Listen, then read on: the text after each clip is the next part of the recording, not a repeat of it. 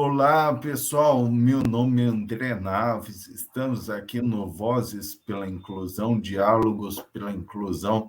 Aqui no Diário PCD, eu sou uma pessoa branca, pele clara, olhos verdes, cabelo e barba castanha escura, já ficando grisalho. Hoje eu estou com um terno azul marinho, uma blusa de lã, porque está meio frio aqui em São Paulo. Atrás de mim, alguns livros e obras de arte. Tem uma plantinha ali também. Tudo bom? Eu estou aqui com o meu grande amigo, meu convidado de hoje, Dr. Geraldo Nogueira, lá da OAB do Rio de Janeiro. Eu vou pedir para ele fazer a audiodescrição dele e também para se apresentar para todo mundo. Vamos lá. Olá, bom dia, Geraldo. Tudo bom? Tudo bem, doutor André? Bom dia, uma satisfação estar aqui contigo e também cumprimento todos os internautas que estão nos assistindo aí, nos acompanhando nesse bate-papo, né? Eu sou um homem branco, também de pele clara, eu estou com os cabelos bastante grisalhos já, estou usando óculos, usando uma camisa preta, e estou numa sala aqui do escritório, aí tem uma mesa ali de reuniões, uma mesa redonda, uma parede em creme atrás, com dois quadros lá bem carioca, né? O Pão de Açúcar e o Cristo Redentor nos quadros. E ao Isso lado também tem eu um vi. sofazinho ali com umas almofadas. É isso, é esse ambiente que eu estou. Estou aqui no Rio de Janeiro. E fala um pouco de você, doutor Geraldo, por favor. Assim, eu sofri um acidente de carro em 1990, né? Eu estava de carona no banco de trás, o veículo sofreu uma batida lateral, tinha uma fratura de coluna e fiquei paraplégico desde então. Então já vão aí 32 anos como usuário de cadeira de roda, né? Nessa época, eu era policial federal, aí cheguei a voltar ativa na cadeira de rodas, fiquei uns 4 meses na Interpol, aqui no Rio de Janeiro, como cadeirante. Depois saí da polícia e comecei a advogar. Abri um escritório aqui no Rio, advoguei 22 anos, e nessa militância no direito, eu acabei confrontando naturalmente com o direito da pessoa com deficiência. Aí me especializei nesse direito e passei também a exercer atividades voluntárias na área do direito. Aí fui diretor de algumas instituições, fundador de algumas, ajudei a construir outras e fundei a Comissão dos Direitos da Pessoa com Deficiência na OAB do Rio de Janeiro. Ela começou as atividades no ano de 2008. Esse trabalho cresceu quando foi agora em fevereiro desse ano, a presidência da OAB achou por bem nos elevar à categoria de diretoria da pessoa com deficiência na OAB do Rio de Janeiro, por Que conta do legal. trabalho realizado e do tamanho que nós tomamos, né? Então, hoje eu sou diretor da diretoria da pessoa com deficiência da OAB do Rio de Janeiro. Então, é isso, né? Na minha formação, eu sempre atuei mais no direito civil, né? Fiz pós-graduação em magistério em direito, fiz doutorado, enfim, segui aí uma carreira normal no direito, nada muito, né, fora da curva, mas tudo aí dentro da normalidade. Hoje também eu estou como superintendente de ações para pessoa com deficiência na Subsecretaria de Cuidados Especiais da Secretaria da Casa Civil do Governo do Estado do Rio de Janeiro. É uma subsecretaria dentro da Casa Civil que tem esse nome, né? Subsecretaria de Cuidados Especiais. Por que ela tem esse nome? Porque ela tem duas missões, duas bandeiras. Uma é a da pessoa com deficiência e outra é das comunidades terapêuticas, né? Ela lida com o pessoal que está em recuperação por uso de drogas, então lida com as comunidades terapêuticas. Então ela tem essas duas missões. Aí tem um subsecretário e 2 superintendentes, um para a comunidade terapêutica e o outro para a deficiência. Eu sou superintendente de ações para pessoa com deficiência nessa subsecretaria. A subsecretaria nova foi instituída em 2021, né? Então está aí se organizando nos trabalhos, mas já tem lá algumas ideias boas em prosseguimento.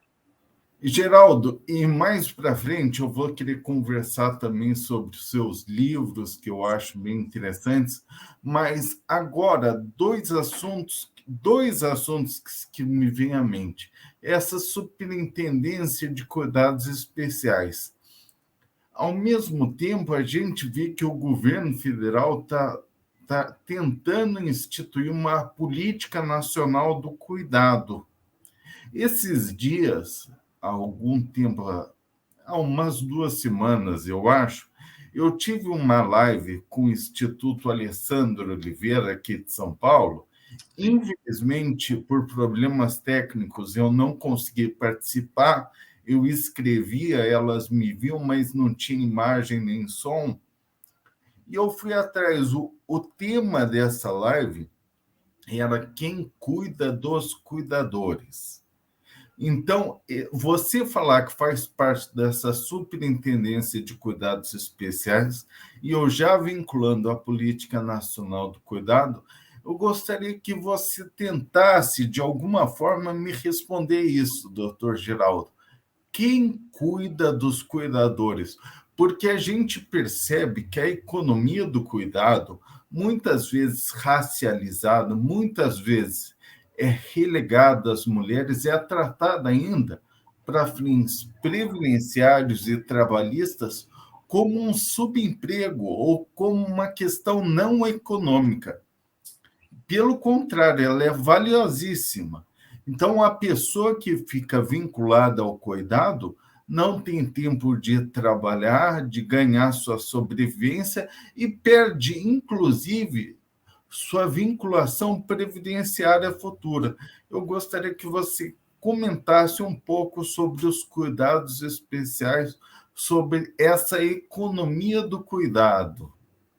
Sim, pois é, esse é um caminho que não tem mais, né, o Estado não tem mais como escapar esse caminho. Eu acho que a gente precisa tratar disso, né, de forma legal, profissional, né, institucional, porque o cuidado ele sempre existiu, né? Alguém sempre assume esse papel. Quando você tem uma pessoa idosa, ou uma pessoa enferma que está acamada, ou uma pessoa com uma deficiência que dependa de cuidados, né, com uma deficiência mais grave, que gera incapacidade mais grave e dependa de cuidados, alguém na família vai assumir esse papel. E é o que você disse, na maioria das vezes são as mulheres, são as mães que assumem esse papel, né?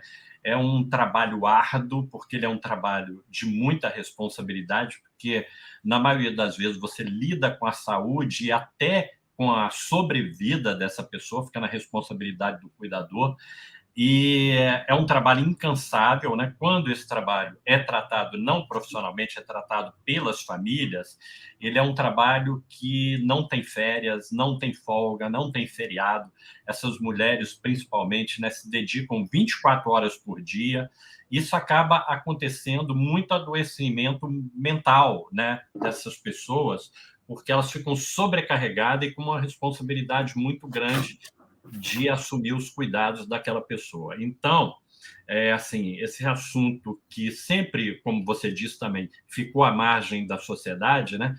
Depois surgiram os cuidadores profissionais, eles lutam há anos para ter a profissão reconhecida, isso acabou nunca acontecendo, tem alguns projetos de lei tramitando no Congresso já há anos, talvez já indo aí para Exatamente. 15 Tem anos. um projeto de lei que quer conceder a eles direitos previdenciários, para eles poderem eventualmente se aposentar, ter um auxílio-doença. O que você entende sobre isso? O que você poderia falar sobre isso? Será? Olha, pois é, na verdade, assim, o governo, né, e o Congresso têm tomado o caminho de não reconhecer mais profissões por lei, né?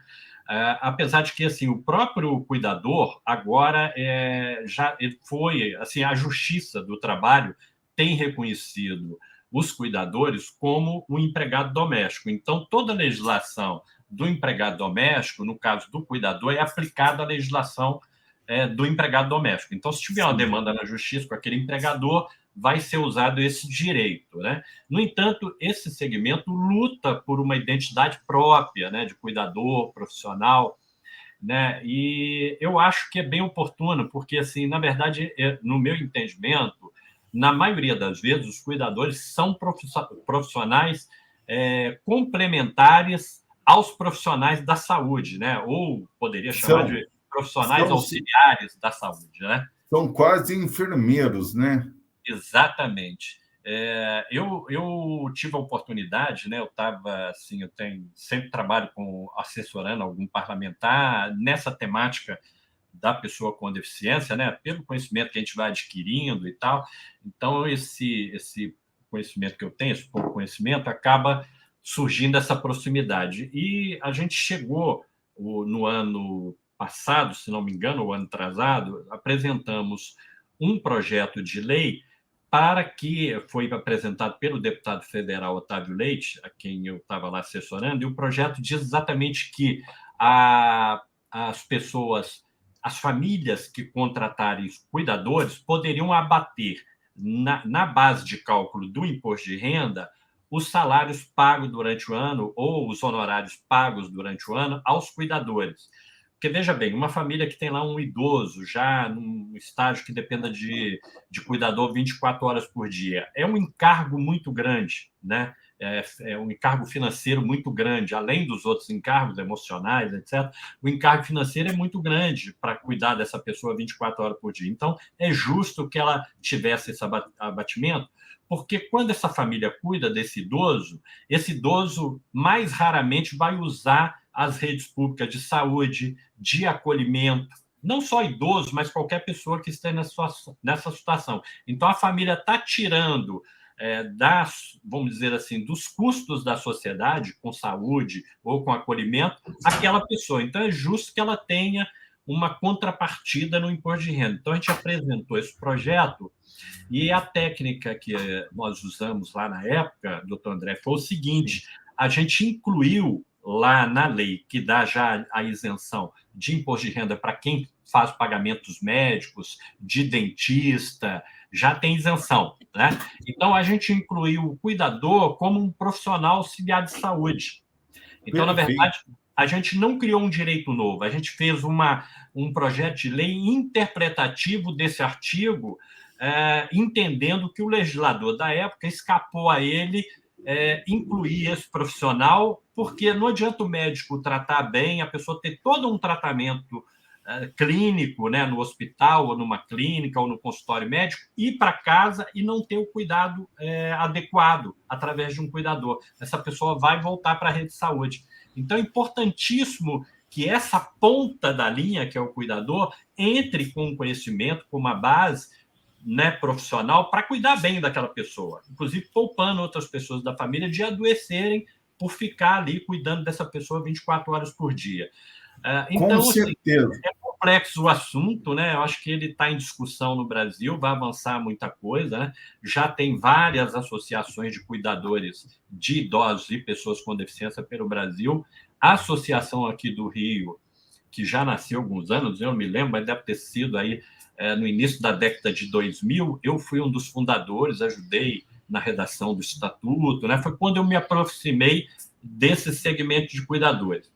E eu tenho um sonho que, assim, um dia as secretarias de assistência sociais, tanto municipais quanto estaduais, ou talvez até um programa federal, possa instituir o cuidador social, né? Que seria, por exemplo, essas secretarias ter uma equipe de cuidadores treinados e agendar atendimentos uma ou duas vezes na casa dessas famílias que não podem arcar com o cuidador, cujo encargo do cuidado esteja nas costas dessas mães, e dar um alívio para essa mãe pelo menos 1 ou 2 dias na semana, para que ela possa visitar uma amiga, ir ao cinema, ir ao salão de beleza, fazer o cabelo, a unha. É lógico. Um dia dela, né, de lazer, e o setor público poder assumir esse cuidado naquele dia, ainda que por agendamento, porque a gente sabe que não vai dar conta de tudo, mas pelo menos com agendamento dá para passar em mais famílias e fazer esse trabalho. Mas, Geraldo, e eu vou te chamar de Geraldo, vou tirar o Sim, doutor, e você também me chame de André, por favor, que o doutor é uma barreira a mais que eu não quero criar aqui nesse perfeito, espaço. perfeito. Eu gostaria de fazer uma pergunta. E aquela mãe que tem um filho, vamos supor, um filho com síndrome de Down. Eu dou muitas palestras no Hospital Infantil Darcy Vargas, aqui em São Paulo, para mães de crianças com síndrome de Down. E essas mães estão em situação de vulnerabilidade, elas não têm os recursos para contratar um cuidador e elas realizam esse trabalho.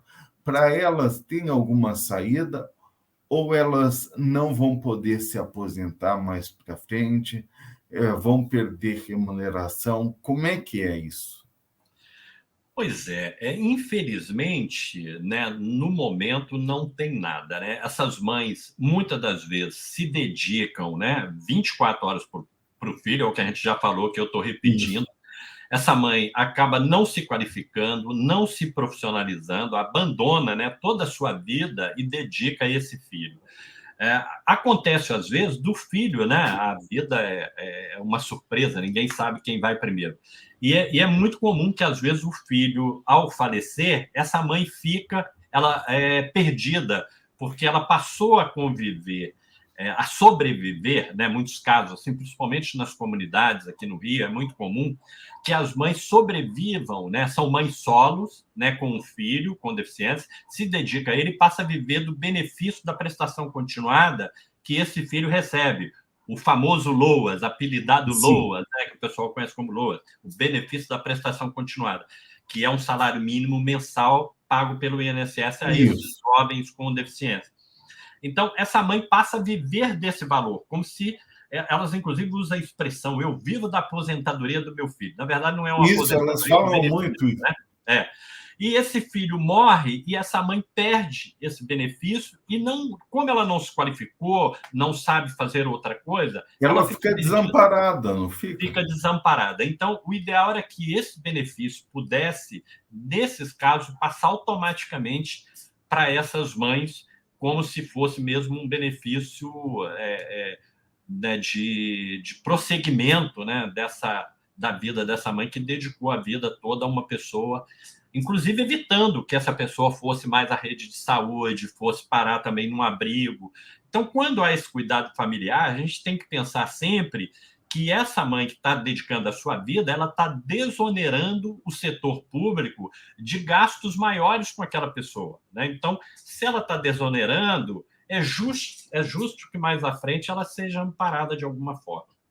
Nossa, é muito interessante isso que você falou, porque isso aí pode ser ampliado e daí a gente pensa, os gastos com plano de saúde, os gastos com dentista, às vezes eles não são uma injustiça, eles acabam se compensando. Eu acho interessantíssimo isso.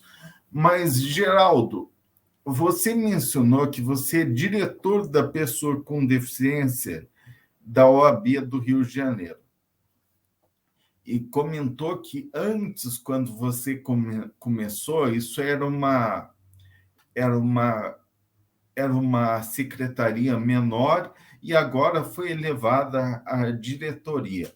Isso aí ajuda na visibilidade das questões da pessoa com deficiência. E eu vou mais além. Pessoa com deficiência é qualquer um de nós que enfrenta barreiras à inclusão social por vários motivos. Barreiras físicas, barreiras dos preconceitos, barreiras atitudinais. Nesse sentido, aumentar a visibilidade é uma forma de superar barreiras, de evitar barreiras, porque se aumenta a convivência social. Eu gostaria muito que você falasse nesse sentido, como é importante ter uma diretoria da pessoa com deficiência na OAB do Rio de Janeiro. Por favor. Tá ok, André. Não, eu acho que a pergunta é interessante. Quer dizer, nós éramos uma comissão, né? Eu lembro quando eu fundei lá essa comissão, Custei arrumar 5 colegas, né, para começar esse trabalho. Uns 2 ou 3 eu intimei, nem convidei, intimei, eram amigos, né? E hoje nós temos já estamos quase com 90 membros na diretoria, né? A maioria advogados voluntários, são todos voluntários, é um trabalho voluntário, né, que os advogados fazem, de retorno à sociedade, de retorno à própria OAB. E o fato de a gente se tornar diretoria foi bem emblemático. Olha só, esses anos todos, desde 2008, como comissão, a gente já era grande como comissão, mas a gente sempre fala muito, né, André, o que você disse, para o nosso cercadinho. A gente fala para a gente mesmo, né? O tema da deficiência, as pessoas com deficiência ainda são muito invisíveis dentro da sociedade, né? Aliás, há um fenômeno, ao mesmo tempo que a sociedade está consciente para a necessidade de incluir, essa mesma sociedade trata esse segmento como invisíveis, né? Vou dar um exemplo do que eu estou falando. Se você chegar para qualquer pessoa da sociedade e perguntar: você acha justo uma pessoa com deficiência trabalhar, casar, namorar, ter lazer? Enfim, a pessoa vai concordar com tudo, não, vai defender isso. Mas essa mesma pessoa, se ela é um empresário, ela não emprega uma pessoa com deficiência. Se ela constrói algo, ela não coloca uma acessibilidade nisso, naquilo que ela está construindo. Essa pessoa, nesse momento, a pessoa com deficiência é invisível, ela não é vista, né?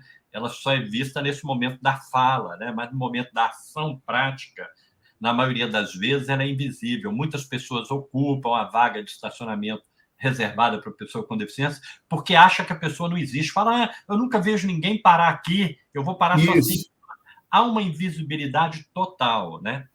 E aí, na OAB também acontecia isso, né? Assim, são várias comissões na OAB aqui do Rio, para você ter uma ideia, deve ter em torno de 100 e poucas comissões, eu não sei ao certo, mas deve ser umas 120 a 130 comissões. E a partir do momento que nós nos tornamos diretoria, nós começamos a receber convite de todas as outras comissões.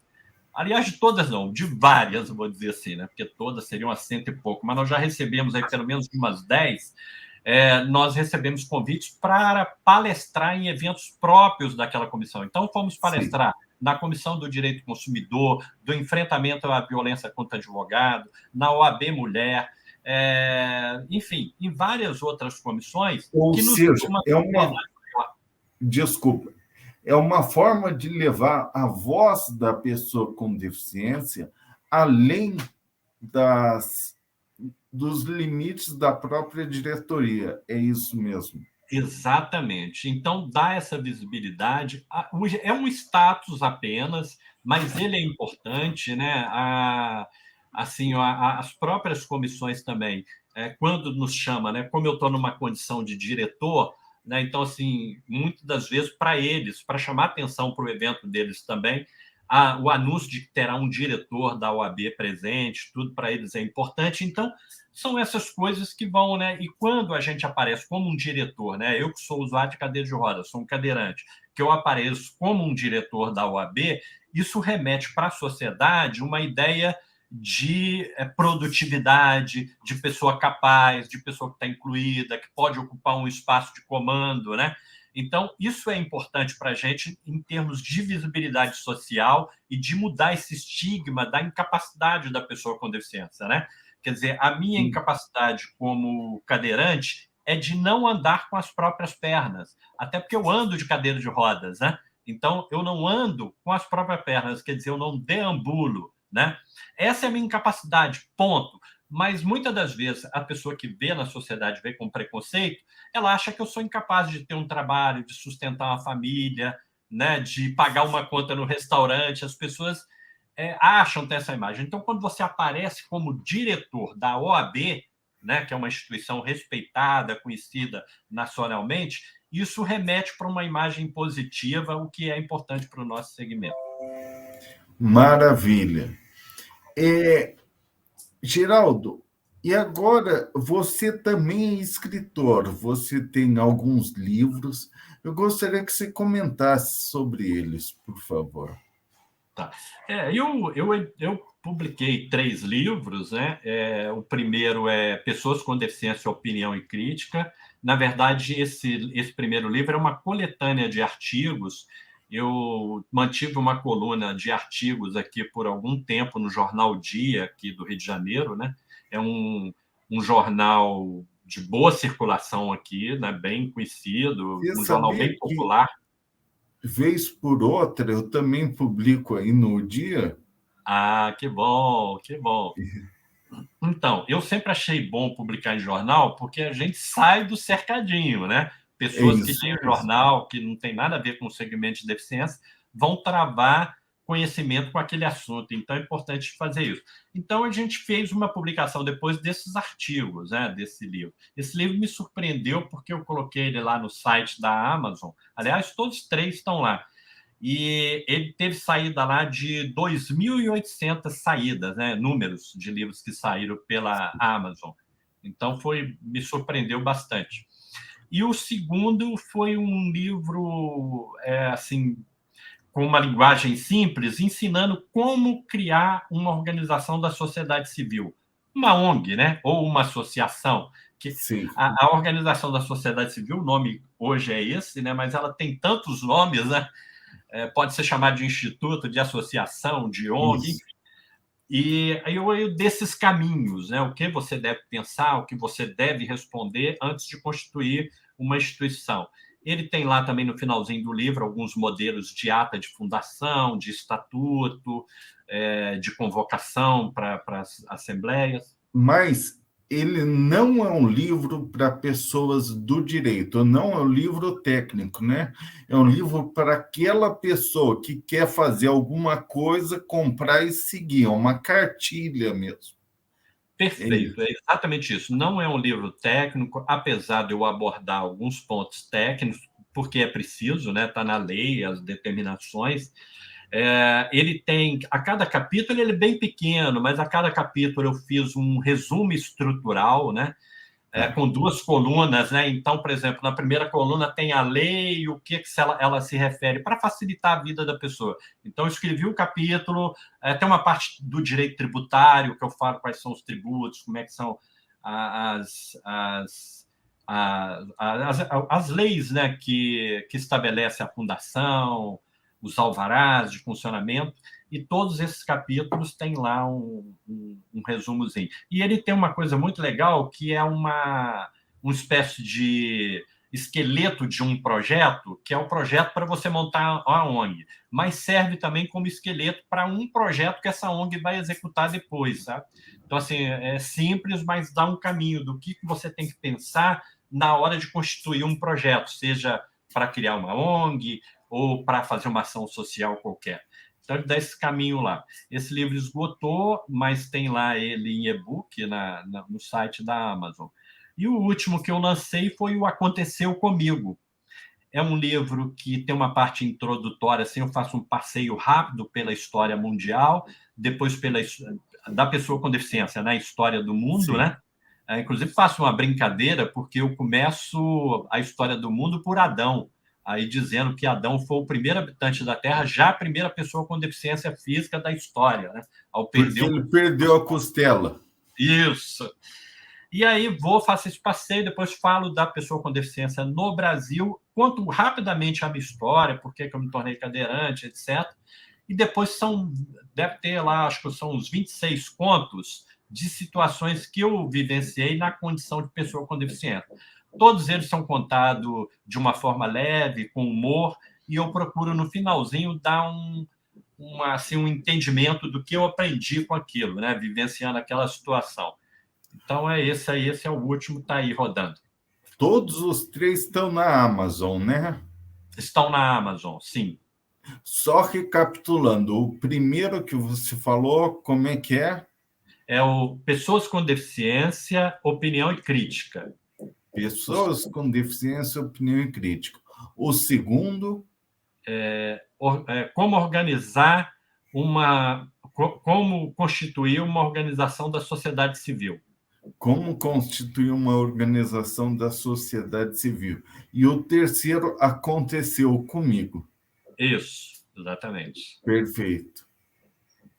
É, Geraldo, a gente já está assim caminhando para o final. Eu não gosto de me estender muito aqui.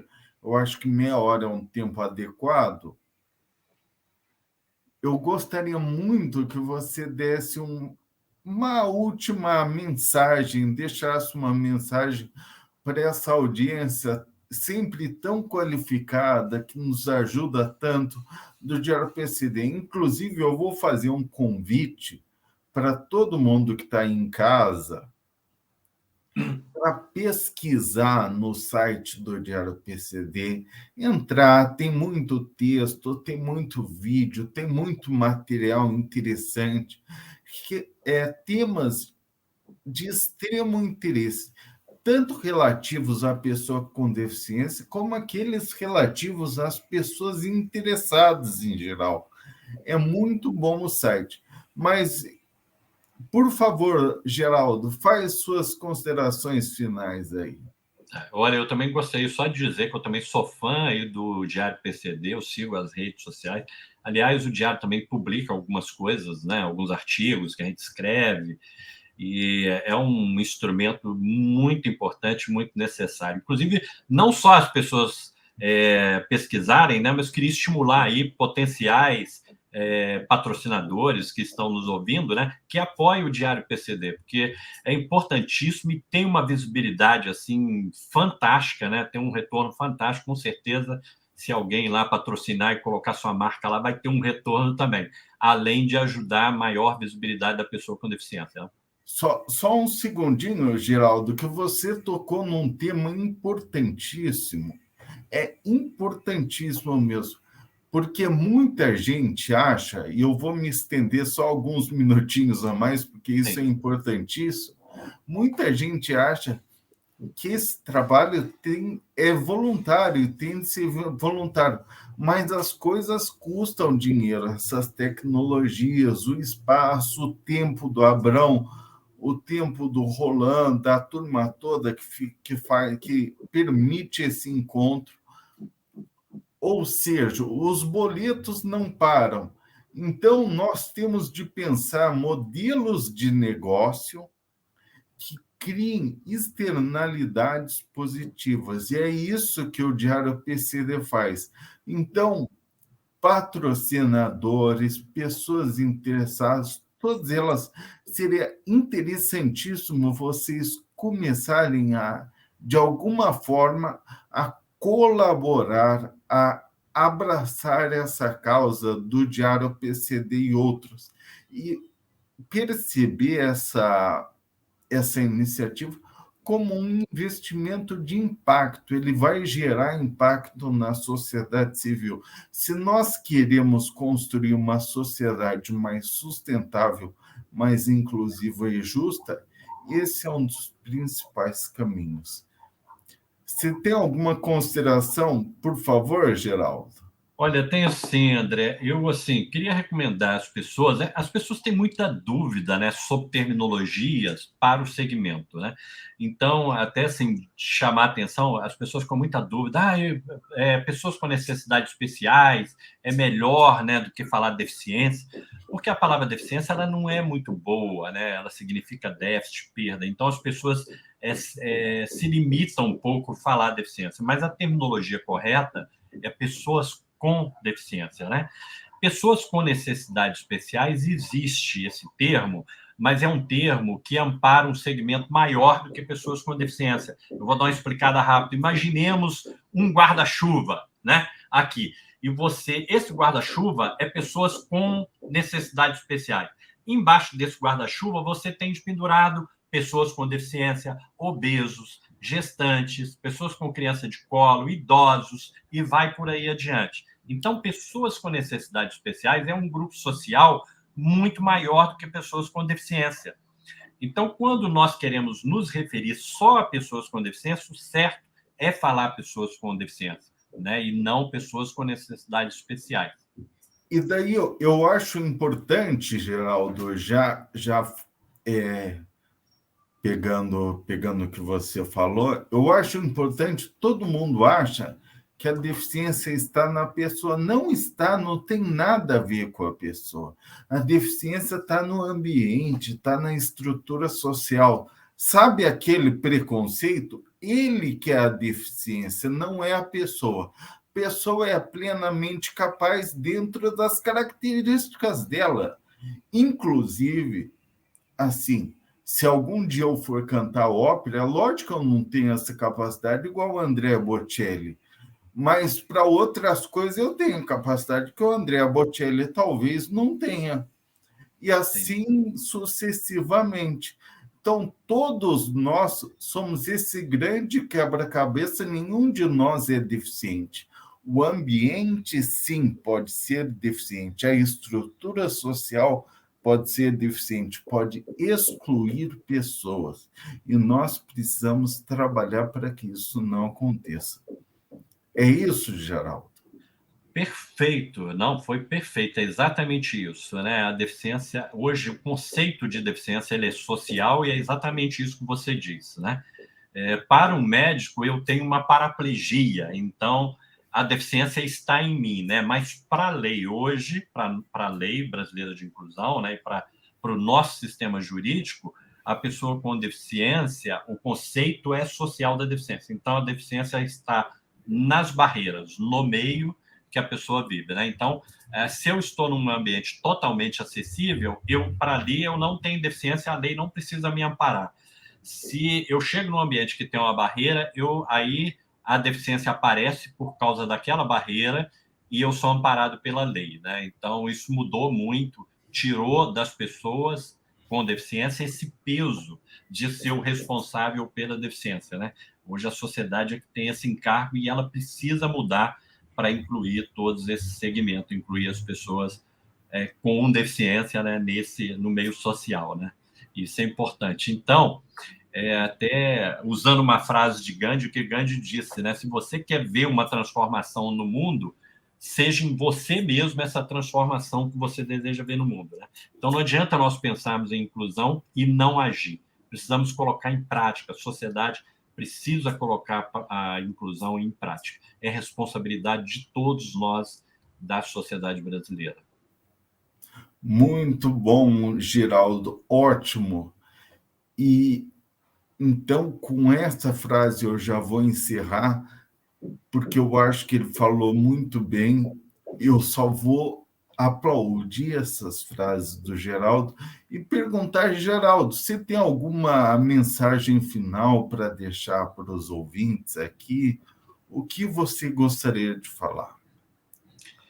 Olha, eu gostaria de dizer o seguinte, que as pessoas também não temessem, né, a deficiência, porque quando a gente teme alguma coisa, a gente tem medo de algo, né, a pessoa tem muito medo de se tornar deficiência, e há essas frases, né, a vida do fulano acabou, ele está preso para o resto da vida a uma cadeira de rodas, está preso a uma cama, ele não enxerga nada, vive no mundo da escuridão. Então, são frases que colocam medo na sociedade. Primeiro, que a gente vive e convive bem com a deficiência. Né? Eu, que me tornei deficiente já adulto, eu posso dizer isso, porque eu tenho antes e tenho depois. Né? Eu era uma pessoa que era feliz sem ter uma deficiência e continuo sendo uma pessoa feliz mesmo tendo uma deficiência. A deficiência tem suas dificuldades? Tem, não estou negando isso. Mas dá para viver bem, dá para ser feliz, você se adapta, você vive bem. Então, não há um sofrimento constante porque você está numa cadeira de rodas, por exemplo. Né? O cego, por exemplo, não vive no mundo da escuridão, né? Como se ele não visse cores. Né? Ele vive, às vezes, no mundo colorido, de alegria, né? Ele consegue sentir, consegue perceber as coisas e pode viver muito bem. Então, quando a gente tira esse medo também, né, da deficiência, fica mais fácil da gente aproximar das pessoas com deficiência, né? Porque o medo te afasta, né? É aquela coisa, se você tem medo e você está numa calçada e vem alguém com deficiência, você atravessa a rua, né? Então, não tenham medo, né? As pessoas com deficiência só têm uma diferença a mais da que todos nós temos, porque em muitos momentos nós somos baixos, somos altos, somos pretos, somos brancos, somos gordos, somos magros, né? Cada um tem uma sua característica. E a pessoa com deficiência tem mais uma, que é ter uma determinada incapacidade pontual. O cego é de não enxergar. Eu, por exemplo, é de não andar com as próprias pernas, e vai por aí afora. São incapacidades muito pontuais que são resolvidas com instrumentos e com inclusão, né? Eu, por exemplo, a cadeira de roda e uma rampa resolve bem o meu problema, né? O cego já, o sistema Braille, o ledor de tela já resolve o problema de inclusão. Então é isso, não temam a deficiência e pratique, né, a inclusão desse segmento. Seja mais um responsável dentro da sociedade por facilitar a inclusão das pessoas com deficiência. Muito bom. Então, nesse momento, eu vou agradecer demais meu grande amigo Geraldo, agradecer o Diário PCD, as pessoas do Abrão, do Roland, aqui, e vou agradecer, lógico, a audiência, e vou me despedir aqui. Muito obrigado, Geraldo, muito obrigado, audiência, muito obrigado, Diário PCD. Eu que agradeço. Um grande abraço. Tchau. Tchau, gente.